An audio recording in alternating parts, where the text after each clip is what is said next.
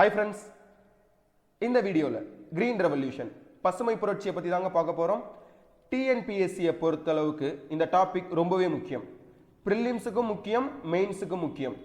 மெயின்ஸில் group 1 சர்வீஸில் மொத்தம் 3 paper இருக்குது. அதில் 3rd பேப்பரில் இந்த டாபிக் ரொம்பவே முக்கியமான ரோல் ப்ளே பண்ணுது. ரொம்பவே இன்ட்ரெஸ்டிங்கான டாபிக், ரொம்பவே லாஜிக்கலாகவும் இருக்கும், ஈஸியாகவும் இருக்கும். இந்த இமேஜில் தெரிகிறாரு பாருங்க, இவர் பேரு M S. Swaminathan, father of green revolution in India. அதாவது இந்தியாவில் நடந்த பசுமை புரட்சியின் தந்தைன்னு சொல்லிட்டு இவரை தான் நம்ம கூப்பிடுவோம். இவர் பேர் என்ன அப்படின்னா எம்.எஸ். சுவாமிநாதன். இது எல்லாத்தையும் பற்றி இன் டீட்டெயிலாக டிஸ்கஸ் பண்ணுவோம். வாங்க டாபிக்குள்ளே போவோம். இந்த வீடியோ உங்களுக்கு பிடிச்சிருந்துச்சு அப்படின்னா லைக் பண்ணுங்க, ஃப்ரெண்ட்ஸ் கூட ஷேர் பண்ணுங்க, நிக்டோ ஐஏஎஸ் சேனலை சப்ஸ்கிரைப் பண்ணுங்க. கிரீன் ரெவல்யூஷன் அப்படின்னா என்ன? பசுமை புரட்சி. சிம்பிளா சொல்லணும் அப்படின்னா அக்ரிகல்ச்சர்ல நடந்த ஒரு புரட்சி தான் கிரீன் ரெவல்யூஷன். அக்ரிகல்ச்சர்ல ஏன் புரட்சி நடக்கணும்? 1947 இந்தியா சுதந்திரம் அடைஞ்சது. ஆங்கிலேயர்கள் இந்தியாவை விட்டு வெளியே போகும்போது நம்மளோட அக்ரிகல்ச்சர் ப்ராக்டிசஸ் ரொம்பவே கம்மியாக இருந்தது. அதாவது விளைச்சல் எதுவும் கிடையாது, புது டெக்னாலஜி எதுவும் பயன்படுத்த கிடையாது. ஆனால் இந்தியன் பாப்புலேஷன் அதிகமாகிக்கிட்டே இருந்தது. அதாவது இந்தியாவோட ஜனத்தொகை கூடிக்கிட்டே இருக்கு, விளைச்சல் எல்லாமே கம்மியாக இருக்கு. அப்போ விளைச்சலை அதிகப்படுத்தணும் அப்படின்ற நோக்கத்தில் கொண்டு வரப்பட்டதான் இந்த கிரீன் ரெவல்யூஷன், பசுமை புரட்சி. அக்ரிகல்ச்சர்ல இருக்கக்கூடிய ப்ரொடக்ஷன், விளைச்சலை அதிகப்படுத்தணும், அதுதான் கிரீன் ரெவல்யூஷன். இதை நம்மளுக்கு டிராஃப்ட் பண்ணி கொடுத்தவர் யார் அப்படின்னா எம்.எஸ். சுவாமிநாதன்.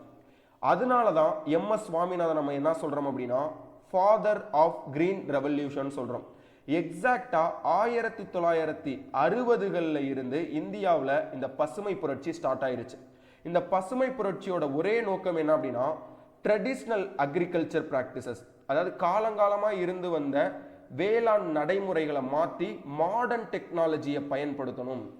ஏன் நவீன தொழில்நுட்பத்தை பயன்படுத்தணும்? நவீன தொழில்நுட்பத்தை பயன்படுத்தும் போது தான் நம்மளோட ப்ரொடக்ஷன், விளைச்சலை அதிகப்படுத்த முடியும்.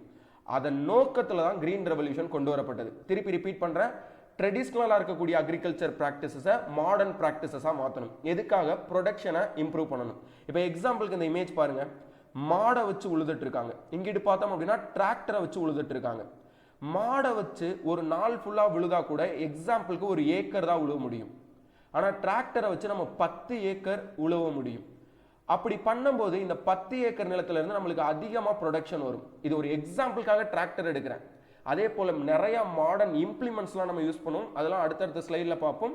ஸோ கிரீன் ரெவல்யூஷனோட ஒரே நோக்கம் என்ன அப்படின்னா பழைய அக்ரிகல்ச்சர் ப்ராக்டிசஸை மாற்றி புது டெக்னாலஜியை உள்ள இன்ட்ரடியூஸ் பண்ணணும். இன்ட்ரடியூஸ் பண்ணி ப்ரொடக்ஷன், விளைச்சலை அதிகப்படுத்தணும் அப்படின்றதான் கிரீன் ரெவல்யூஷனோட ஒரே நோக்கம். இதை டிராஃப்ட் பண்ணி கொடுத்தவர் யார் அப்படின்னா எம்.எஸ். சுவாமிநாதன். 1960 இருந்து 61 முடிய கிட்டத்தட்ட 7 மாவட்டங்களில் பைலட் ப்ராஜெக்டா இந்த ப்ரோக்ராமை இம்ப்ளிமெண்ட் பண்ணாங்க. என்ன programme? High yielding varieties programme. அதாவது சீடை அதிக விளைச்சல் கொண்டு வர மாதிரி பண்ணி அதில் இருந்து நிறைய விளைச்சல் எடுத்தாங்க. எக்ஸாம்பிள் பார்ப்போம். இப்போ இந்த இமேஜஸ் பாருங்களேன், உங்களுக்கு தெளிவாக புரியும். மாடர்ன் டெக்னாலஜினா என்ன? அதாவது விளைச்சல் எடுத்த பிறகு அறுவடை செய்யறதுக்காக மிஷின் யூஸ் பண்றாங்க. இப்படி பண்ற மூலியமா நம்ம டக்குன்னு அறுவடை பண்ணி அதை டக்குன்னு மார்க்கெட்டுக்கு கொண்டு வர முடியும். ஏன் மார்க்கெட்டுக்கு டக்குன்னு கொண்டு வரணும்? பாப்புலேஷன் இன்க்ரீஸ் ஆகிட்டே இருக்கு. அதே போல இந்த இமேஜ் பாருங்களேன், இந்த மாடர்ன் டெக்னாலஜியை பயன்படுத்தி சீடிங், உழுதுறது முதற்கொண்டு எல்லாமே ப்ராப்பரா பண்ண முடியும். இந்த இமேஜ் பாருங்க, டிராக்டரை வச்சு ப்ராப்பரா நிலத்தை நம்ம உழ முடியும். அடுத்து அறுவடை முடிஞ்சனே கம்ப்ளீட்டா அதை எடுக்க முடியும். ஸோ மாடர்ன் டெக்னாலஜியை பயன்படுத்தி இவ்வளவு விஷயங்கள் நம்ம பண்ண முடியும். இந்த கிரீன் ரெவல்யூஷனோட அச்சீவ்மெண்ட்ஸ், சாதனைகள் என்ன?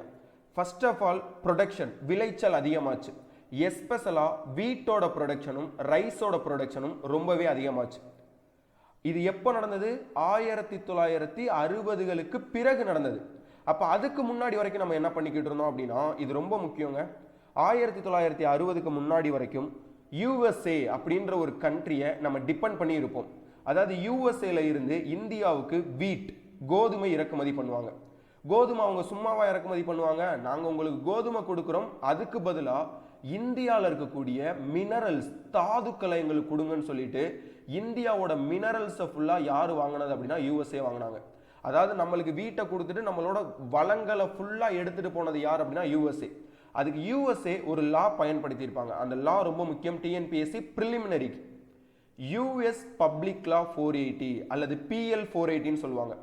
இந்த லாவை பயன்படுத்தி யூஎஸ்ஏ என்ன பண்றாங்க அப்படின்னா இந்தியாவுக்கு கோதுமையை இறக்குமதி பண்றாங்க. இந்தியாவில் இருந்து மினரல்ஸ் தாதுக்களை ஏற்றுமதி பண்றாங்க. இப்படி ஏற்றுமதி பண்ணனால தான் யூஎஸ்ஏல இருக்கக்கூடிய நிறைய இண்டஸ்ட்ரீஸ் டெவலப் ஆச்சு. இது கொஞ்சம் லேட்டரா தான் இந்தியாவுக்கு புரிய வருது. என்ன புரிய வருது எப்படின்னா நம்மள்ட்ட கோதுமையை கொடுத்துட்டு அதை விட விலை மதிப்பு உள்ள மினரல்ஸை ஃபுல்லா யூஎஸ்ஏ எடுத்துட்டு போயிடுறாங்களே, அப்ப இதுக்கு தீர்வா நம்ம விவசாயத்துல மிகப்பெரிய ஒரு புரட்சி பண்ணணும்னு கொண்டு வந்ததான் அக்ரிகல்ச்சர் ரெவல்யூஷன். புரியும் நினைக்கிறேன். அப்ப அக்ரிகல்ச்சர் ரெவல்யூஷன் நடந்ததுக்கு அப்புறம் இந்தியாவில் வீட் அண்ட் ரைஸ் இதை ரெண்டோட ப்ரொடக்ஷனும் ரொம்பவே அதிகமாச்சு. அதற்கப்புறம் யூஎஸ்ஏல இருந்து நம்ம எதுவுமே இறக்குமதி பண்ணது கிடையாது. அதாவது கோதுமை அக்ரிகல்ச்சர் பிராக்டிசஸ் பண்ணது கிடையாது. இதுதான் முதல் சாதனை. அதாவது கோதுமையிலையும் அரிசியிலையும் உற்பத்தியை அதிகப்படுத்தினது முதல் சாதனை. Second one, high yielding variety cereals, which means ரைஸ்ல அதிக விளைச்சல் எடுத்தோம், வீட்ல அதிக விளைச்சல் எடுத்தோம், மேஸ்ல அதிக விளைச்சல் எடுத்தோம், மக்காச்சோளம், ஜோவார்லையும் அதிக விளைச்சல் எடுத்தோம். எதை பயன்படுத்தி அப்படின்னா கிரீன் ரெவல்யூஷனை பயன்படுத்தி. Third one, commercial crops are cash crops. Green ரெவல்யூஷன்ல வெறும் அக்ரிகல்ச்சர் அதாவது உண்ணக்கூடிய பயிர்கள் மட்டும் தான் டெவலப் பண்ணோம்னா கிடையாதுங்க. சுகர் கேன் ப்ரொடக்ஷன் அதிகமாச்சு, காட்டன் ப்ரொடக்ஷன் அதிகமாச்சு, ஜூட் அதிகமாச்சு, ஆயில் சீட்ஸ் அதிகமாச்சு, பொட்டேட்டோஸ். இது எல்லாத்தோட உற்பத்தியும் கிரீன் ரெவல்யூஷனுக்கு பிறகு இந்தியாவில் உற்பத்தி அதிகமாகவே நடந்தது. Fourth one, better seeds. எப்போதுமே நல்லா கவனிச்சு பார்த்தீங்கன்னா தெரியும், நம்ம நல்ல விதைகளை பயன்படுத்தி அதை ப்ராப்பராக விதைச்சாதான் நம்மளுக்கு விளைச்சல் அதிகமாக வரும். அப்போ இந்தியன் கவர்மெண்ட் என்ன பண்ணாங்க அப்படின்னா சீட்ஸை பெட்டராக யூஸ் பண்ணாங்க. அதாவது நல்ல சீட்ஸ்களை யூஸ் பண்ணி ப்ரொடக்டிவிட்டி விளைச்சலை அதிகப்படுத்தினாங்க. இது fourth achievement. Fifth one, development of industries. இது ரொம்பவே முக்கியம். கிரீன் ரெவல்யூஷன்ல இப்போ எக்ஸாம்பிளுக்கு எடுத்துக்கோம், நான் ஒரு ஃபார்மரா இருக்கேன், ஒரு லேண்ட் வச்சிருக்கேன். இந்த லேண்ட்ல ப்ரொடக்ஷன் அதிகப்படுத்தணும்னா என்ன பண்ணணும்? மாடர்ன் டெக்னாலஜியை உள்ள கொண்டு வரணும். மாடர்ன் டெக்னாலஜினா என்ன? ஃபர்ஸ்ட் நிலத்தை உழுகணும். உழுகிறதுக்கு என்ன பண்ணணும்? டிராக்டர் பயன்படுத்தணும். அடுத்து அந்த உழுதுக்கு நான் தண்ணி விடணும், பம்ப் செட்டு தேவைப்படுது. அடுத்து எல்லாமே முடிஞ்சு விளைச்சல் எடுக்கும் போது வேஸ்டேஜ் தனியா பயிரை தனியா பிரிக்கணும். அப்ப அதுக்கு எனக்கு த்ரெஷர்ஸ் பயன்படுது. கரெக்டா? இது எல்லாத்துக்குமே யூஸ் பண்றதுக்கு நம்மளுக்கு இன்ஜின்ஸ். எக்ஸாம்பிள் பார்த்தோம் அப்படின்னா இதுல இன்ஜின், டிராக்டர்ல இன்ஜின், பம்ப் செட்ல இன்ஜின். அப்போ இண்டஸ்ட்ரீஸோட டிமாண்ட் இந்தியாவில் அதிகமாகுது. அப்ப இந்தியாவில் என்ன பண்றாங்க அப்படின்னா இந்த டெக்னாலஜி பொருட்களை எல்லாம் உற்பத்தி பண்ண ஸ்டார்ட் பண்றாங்க. எக்ஸாம்பிள் பார்த்தோம் அப்படின்னா நிறைய சிட்டிஸ்ல வந்து இந்த டிராக்டர் உற்பத்தி, இந்த த்ரெஷர் உற்பத்தி, பம்ப் செட் உற்பத்தி இதெல்லாம் அதிகமாகுது. இதெல்லாம் அதிகமாகறதுனால என்ன ஆகுது? இண்டஸ்ட்ரீஸ் அப்படின்னாலே நம்மளுக்கு டக்குன்னு ஞாபகம் வர்றது என்ன அப்படின்னா லேபரர்ஸ், தொழிலாளிகள். இப்போ இங்க பாருங்க, இந்த தொழிலாளிகள்லாம் போய் வேலைக்கு செய்யறாங்க. அப்போ இன்டைரக்டா எம்ப்ளாய்மெண்ட் ஆப்பர்ச்சுனிட்டிஸ், வேலை வாய்ப்பை எது டெவலப் பண்ணுது அப்படின்னா கிரீன் ரெவல்யூஷன் டெவலப் பண்ணுது. அதே போல நிறைய பேரோட ஸ்டாண்டர்ட் ஆஃப் லிவிங், வாழ்வாதாரத்தை உயர்த்தினது எது அப்படின்னா இந்த கிரீன் ரெவல்யூஷன். ஸோ பசுமை புரட்சியோட 5வது சாதனை என்னன்னு கேட்டா இந்தியாவில் இண்டஸ்ட்ரீஸ் டெவலப் ஆகிறதுக்கு முக்கிய காரணம். நெக்ஸ்ட் ஒன், ரூரல் பீப்புளுக்கு இந்த கிரீன் ரெவல்யூஷன் ரொம்பவே நல்லதும் பண்ணுச்சு. என்ன பண்ணுச்சு? விளைச்சல் அதிகமாக எடுத்தது. விளைச்சல் அதிகமாக எடுக்கிறனால கிராம மக்கள்கிட்ட நிறைய பணம் வந்து சேர்ந்துச்சு. பணம் வந்தனால அந்த முதலாளிகள் என்ன பண்ணுவாங்க அப்படின்னா நிறைய தொழிலாளிகளை வேலைக்கு வைப்பாங்க. தொழிலாளிகள்னா எப்படி தொழிலாளிகள்னு சொல்றேன், நல்லா கவனிச்சுக்கோங்க.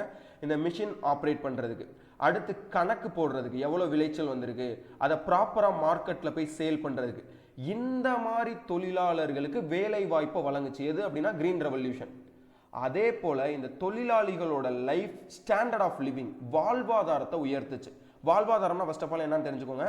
நான் ஒரு இண்டிவிஜுவல் இருக்கேன், நான் ஒரு பர்சன் இருக்கேன்.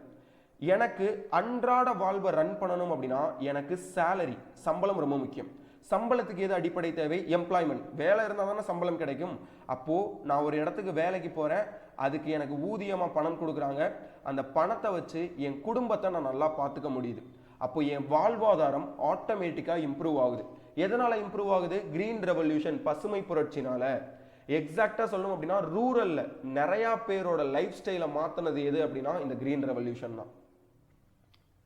7th one, financial resources. இப்போ எக்ஸாம்பிள் எடுத்துக்கோ, நான் ஒரு ஃபார்மரா இருக்கேன், லேண்ட் வச்சிருக்கேன். நான் என்ன பண்ணணும்? இந்த நிலத்தை உழுவுறதுக்கு டிராக்டர் வேணும், த்ரெஷர்ஸ் வேணும், பம்ப் செட் வேணும். இதுக்கெல்லாம் என்கிட்ட காசு இருக்குமா? அப்போ தேர்ட் பார்ட்டியா ஒன்று எமர்ஜ் ஆகுது. அது என்ன அப்படின்னா பேங்க். பேங்க் என்ன பண்றாங்க அப்படின்னா எனக்கு லோன் ப்ரொவைட் பண்றாங்க. லோனை வச்சு நான் என்ன பண்றேன் அப்படின்னா இந்த agriculture implements, tractors, threshers, pump set, engines இதெல்லாம் வச்சு வாங்கிடுறேன். வாங்கிட்டு என் நிலத்துல இருந்து அதிகமாக விளைச்சல் எடுக்கிறேன். விளைச்சல் எடுக்கும் போது எனக்கு லாபம், ப்ராஃபிட்டும் ரொம்ப அதிகமாகுது. ப்ராஃபிட் அதிகமாகறதை வச்சு என்னோட கடனை நான் கழிச்சிடறேன். அப்போ நல்லா கவனிச்சு பாருங்க, அக்ரிகல்ச்சர் ரெவல்யூஷன், இந்த வேளாண் புரட்சியில பேங்கிங் செக்டார் ரொம்பவே முக்கியமான ரோல் பண்ணது. ஒரு சில கிராமங்கள்ல பேங்கிங்க்கு பதிலாக கோஆபரேட்டிவ் சொசைட்டிஸ் ரொம்ப முக்கியமான ரோல் பிளே பண்ணுது. அப்போ விவசாயிகளுக்கு மட்டும் இது லாபத்தை ஏற்படுத்தாம தேர்ட் பார்ட்டி பேங்க்னு ஒன்று கிரியேட் ஆகுது. இந்த பேங்க்ல ஒரு எக்கனாமி ரன் ஆகுது. எக்ஸாம்பிள் பார்த்தோம் அப்படின்னா அந்த பேங்க்ல வேலை செய்யறதுக்கு லேபரர்ஸ் தேவை. அந்த லேபரர்ஸ்க்கு எம்ப்ளாய்மெண்ட் கொடுத்தது எது? Green revolution. மறைமுகமா கிரீன் ரெவல்யூஷன் என்ன பண்ணுது அப்படின்னா பேங்க் கிரியேட் பண்ணுது. அந்த பேங்க்ல இருக்கக்கூடிய எம்ப்ளாயிஸ்க்கு ஆப்பர்ச்சுனிட்டிஸ் கொடுக்குது. ஸோ அந்த எம்ப்ளாயிஸோட வாழ்க்கையும் ஸ்டாண்டர்ட் ஆஃப் லிவிங், வாழ்வாதாரம் ரொம்ப சிறப்பாகவே இருக்கு. இது வரைக்கும் நம்ம பார்த்தது எல்லாமே கிரீன் ரெவல்யூஷனோட அச்சீவ்மெண்ட்ஸ். இனிமேல் நம்ம பார்க்கக்கூடியது கிரீன் ரெவல்யூஷனோட வீக்னஸ். இதுல என்னெல்லாம் டிஃபெக்டா இருந்தது அப்படின்றதான் பார்க்க போறோம். ஃபர்ஸ்ட் ஒன் என்ன அப்படின்னா, இவ்வளவு டெக்னாலஜி இன்ட்ரடியூஸ் பண்ணியும் இந்தியா எதை நம்பி இருக்கு அப்படின்னா மான்சூன், மழையை நம்பி தாங்க இருக்கு. இந்தியன் அக்ரிகல்ச்சர் எப்போதுமே மழையை நம்பி தான் இருக்கு. எக்ஸாக்டா சொல்லணும் அப்படின்னா இந்தியாவில் 2 விதமான மான்சூன் இருக்கு. ஒன்று வந்து சவுத் வெஸ்ட் மான்சூன், இன்னொன்று நார்த் ஈஸ்ட் மான்சூன். இந்த சவுத் வெஸ்ட் மான்சூன்ல தான் இந்தியாவில் இருக்கக்கூடிய மேஜர் லேண்டுக்கு வந்து மழை பெய்யும். ஸோ இந்த சவுத் வெஸ்ட் மான்சூன்ல தான் இந்தியாவில் அதிகப்படியான நிலப்பரப்பில் மழை பெய்யுது. இப்படி மழை பெய்யறப்ப தான் இங்க இருக்கக்கூடிய விவசாயிகளுக்குலாம் அது நல்லா இருக்கும். கரெக்டா? இந்த நார்த் ஈஸ்ட் மான்சூன்ல எஸ்பெஷலா ஆந்திரா, தமிழ்நாடு இதெல்லாம் ரொம்பவே நல்லா இருக்கும். அப்போ இந்த 2 மான்சூனையும் டிபெண்ட் பண்ணி இருக்கிறது எந்த கண்ட்ரி அப்படின்னா இந்தியா அப்படின்ற ஒரு கண்ட்ரி. அப்போ மான்சூன் சில சமயம் ஒழுங்கா பெய்யாதனால என்ன நடந்துச்சு அப்படின்னா இந்த கிரீன் ரெவல்யூஷன் ஒரு சில இடங்கள்ல சக்சஸ் ஆக கிடையாது. எதனால? மான்சூன் ஒழுங்கா இருக்காதனால. Second one, heavy investment. நல்லா கவனிச்சு பாருங்க. இப்ப சீடு வாங்கணும் அப்படின்னா எனக்கு அதிக காசு தேவை. ஃபெர்டிலைசர்ஸ் தேவைப்படும். ஃபெர்டிலைசர்ஸ்னா உரங்கள். உரங்களை பயன்படுத்தி தான் நம்ம அதிகமான விளைச்சல் எடுக்க முடியும். பெஸ்டிசைட்ஸ், பூச்சிக்கொல்லிகளை பயன்படுத்தி தான் பயிர்கள் சேதமடையாம பாதுகாக்க முடியும். வாட்டர், நீர் அதிகமாக யூஸ் பண்ணணும். இப்போ லாஜிக்கலா யோசிங்க. இப்போ ரிவர் பேங்க் இருக்கு. ரிவர் பேங்க் பக்கத்தில் இருக்கக்கூடிய நிலங்களுக்கு பிரச்சனை கிடையாது. இப்போ ரிவர் பேங்கை விட்டு தூரமாக இருக்கக்கூடிய நிலங்களுக்கு என்ன வேணும்? வாட்டர் சப்ளை இங்க இருந்து கொடுக்கணும். இந்த வாட்டர் சப்ளை எப்படி கொடுக்க முடியும்? பம்ப் செட், இன்ஜின்ஸ், இது மாதிரி நிறைய வாங்க வேண்டியது இருக்கு. அப்போ இது எல்லாம் வாங்குறதுக்கு என்ன தேவைப்படுது அப்படின்னா பணம் தேவைப்படுது. அப்போ அதிக இன்வெஸ்ட்மெண்ட் தேவைப்படுது. பேங்கிங் அக்சஸ் எல்லா இடங்கள்லையுமே கிடைக்கல. எஸ்பெஷலா பார்த்தோம் அப்படின்னா சிட்டிஸ்ல எல்லாம் பேங்கிங் இருந்தது. கிராமப்புறங்கள்ல பேங்க் இல்லாதனால நிறைய விவசாயிகள்னால இந்த இன்வெஸ்ட்மெண்ட் பண்ண முடியல. அப்ப அதனால ரூரல் ஏரியாஸ்ல சில பகுதிகளில் கிரீன் ரெவல்யூஷன் ப்ராப்பரா இம்ப்ளிமெண்ட் ஆகல. Third one, income gap. இந்த கிரீன் ரெவல்யூஷனை பொறுத்தளவுக்கு ஃபார்மர்ஸை 3 விதமா பிரிச்சிடலாம். Large farmers, marginal farmers, small farmers. இதுக்கு எக்ஸாம்பிள் சொல்றேன், நல்லா கவனிங்க. இப்போ என்கிட்ட 100 ஏக்கர் நிலம் இருக்கு. இன்னொருத்தவர்கிட்ட 50 ஏக்கர் நிலம் இருக்கு. இன்னொருத்தவர்கிட்ட ஜஸ்ட் 1 ஏக்கர் நிலம் தான் இருக்கு. அப்போ 100 ஏக்கர் வச்சிருக்க நான் அதிகமா விளைச்சல் எடுப்பேன், அதிகமா லாபம் எடுப்பேன். அப்போ ஸ்மால் ஃபார்மர் என்ன பண்ணுவாரு? கம்மியா தான் விளைச்சல் எடுக்க முடியும். அப்போ விவசாயிகள் மத்தியில பெரிய விவசாயி, சிறிய விவசாயி அப்படின்ற ஒரு பிரிவு ஏற்பட்டது. ஒரு மிகப்பெரிய இன்கம் கேப் ஏற்பட்டது. எதனால அப்படின்னா கிரீன் ரெவல்யூஷனால. ஃபோர்த் ஒன், இந்த கிரீன் ரெவல்யூஷன் இந்தியா முழுவதும் கொண்டு வந்தாங்க. ஆனா இந்தியா முழுவதும் இந்த கிரீன் ரெவல்யூஷனால பெனிஃபிட் ஆச்சானா? கிடையாது. எஸ்பெஷலா சொல்லணும் அப்படின்னா நார்த் வெஸ்டர்ன் ரீஜியன், இந்த பகுதியில் இருக்கக்கூடிய பஞ்சாப், ஹரியானா, சண்டிகர், டெல்லி, வெஸ்டர்ன் உத்தரப்பிரதேஷ், இந்த ரீஜியன் மட்டும்தான் கிரீன் ரெவல்யூஷன்ல அதிகமா பெனிஃபிட் ஆனாங்க. அதுக்காக மற்ற இடம்லாம் பெனிஃபிட் ஆகலையான்னு கேட்டா ஆனாங்க. இவங்களை கம்பேர் பண்ணும்போது இந்த ரீஜியன்ல இருக்கவங்க அதிகமா பெனிஃபிட் ஆனாங்க. ஒரு சின்ன எக்ஸாம்பிள் பார்த்தா புரியும். இப்ப தமிழ்நாட்டில் இருக்கக்கூடிய விவசாயிகள் 100 ரூபா லாபம் பார்த்தாங்க அப்படின்னா இங்க இருக்கக்கூடிய விவசாயிகள் 10,000 ரூபாய் லாபம் பார்த்தாங்க.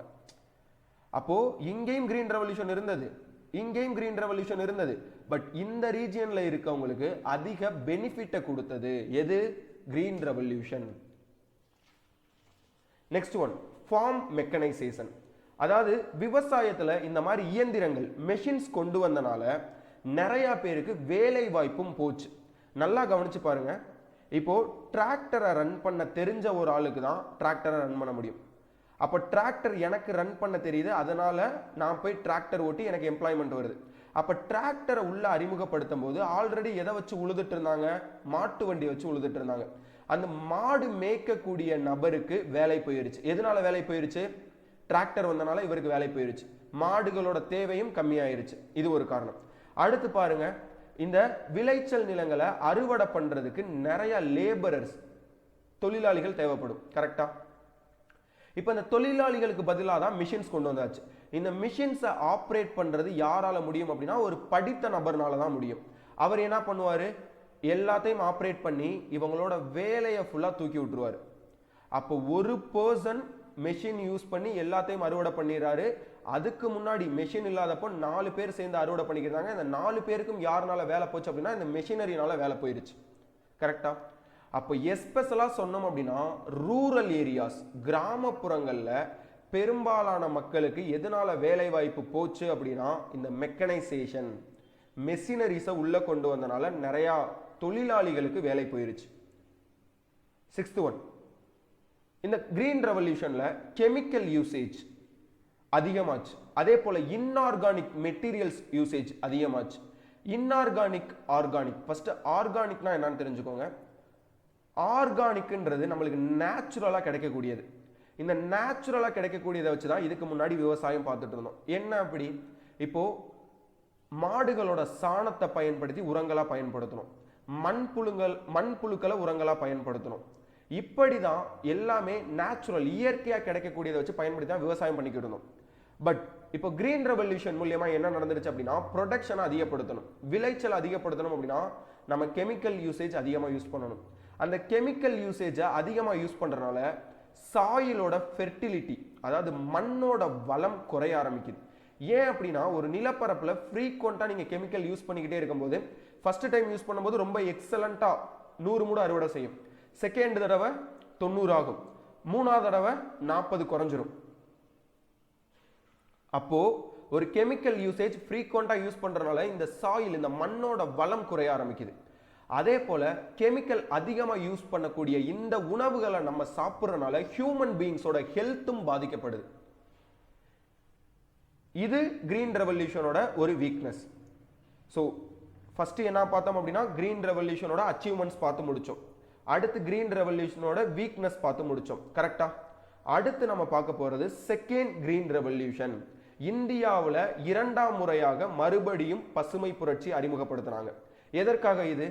அக்ரிகல்ச்சர்ல மறுபடியும் growth அதிகப்படுத்தணும்.